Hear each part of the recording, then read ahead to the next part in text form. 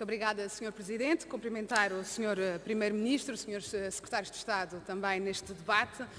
O Sr. Primeiro-Ministro referiu a questão, claro que nos traz aqui, a questão das prioridades búlgaras para a presidência, a preparação do Conselho Europeu e a cimeira do Euro, mas esta também é uma oportunidade para falarmos sobre a totalidade da agenda política europeia e julgo que Portugal precisa mesmo de aprofundar esse debate precisamente sobre a política europeia e também há aqui neste hemiciclo.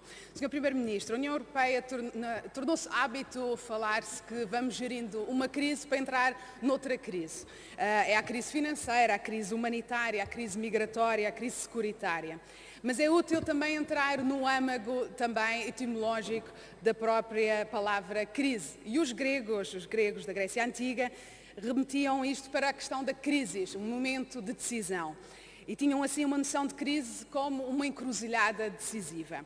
E tal como numa estrada decidimos virar à esquerda, decidimos virar à direita, ou seja, precisamos de mecanismos expeditos e claros para responder a essas crises, sabendo que essas decisões que tomamos invariavelmente moldam o futuro que teremos. Agora, da Grécia Antiga para a Grécia da modernidade. Sr. Primeiro-Ministro, no calendário europeu aproxima-se uma boa notícia. A Grécia caminha para a saída do seu programa de ajustamento após 8 anos extremamente duros para a sua população.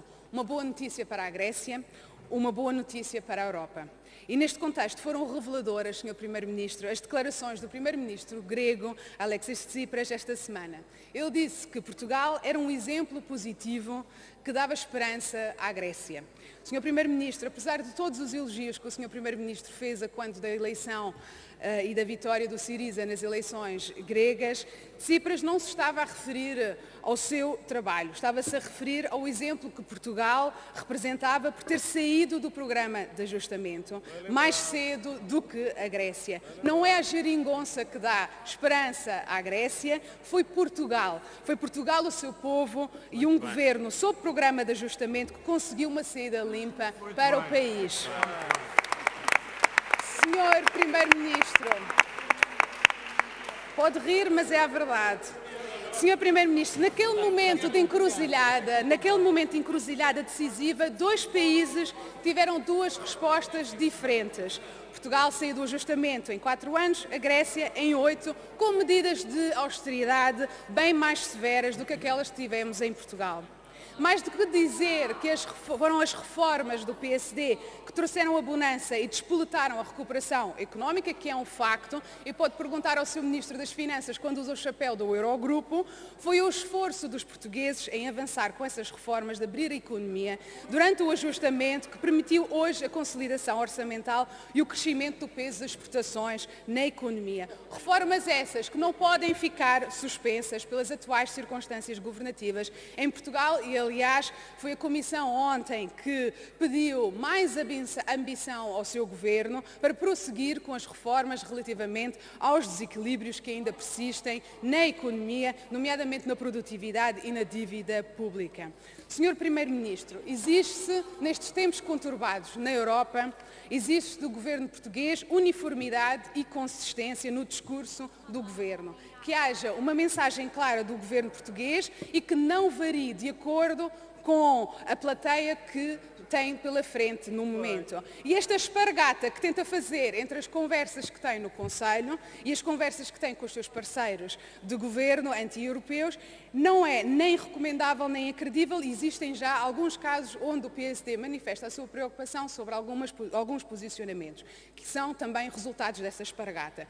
Pergunto ao Sr. Primeiro-Ministro, porquê é que Portugal fez parte de um núcleo reduzido de Estados-membros que desde o início deste ano, liderados pela França, manifestaram oposição à repetição do processo do Spitzenkandidat que tem a ver com o processo de escolha do próximo presidente da Comissão com base nos cabeças de lista das famílias partidárias, quando sabemos que já em 2014 isto é uma medida que aproxima eleitores e as instituições europeias. Sr. Primeiro-Ministro, hoje, e também já ontem no seu discurso em Estrasburgo também, já retificou aqui a confusão entre impostos europeus e recursos próprios. Mas eu pergunto-lhe porquê que trouxe no início também do debate e quando trouxe aqui a questão há umas semanas atrás, porquê que falou nos impostos europeus, dizendo que tinha estas sugestões e propostas de Portugal, quando sabemos que tem a ver com o facto de aumentar os recursos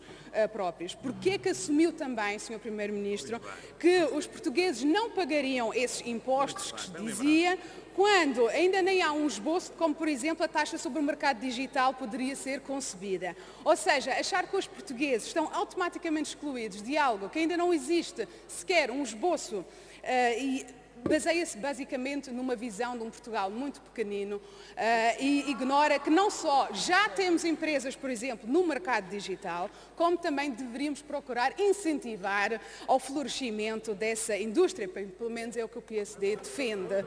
Senhor Primeiro-Ministro, no contexto da saída do Reino Unido e do aumento das responsabilidades da União, o interesse nacional dita que Portugal só pode ter um objetivo, que é lutar pela manutenção dos envelopes nacionais para a política de coesão e para a política da agricultura. E o PSD é muito claro, é essencial reforçar a receita sem penalizar os contribuintes, sem aumento de carga fiscal para o contribuinte nacional. Não entramos em demagogias a confundir os conceitos, somente a diversificação de recursos próprios permitirá fazer face aos desafios orçamentais da União.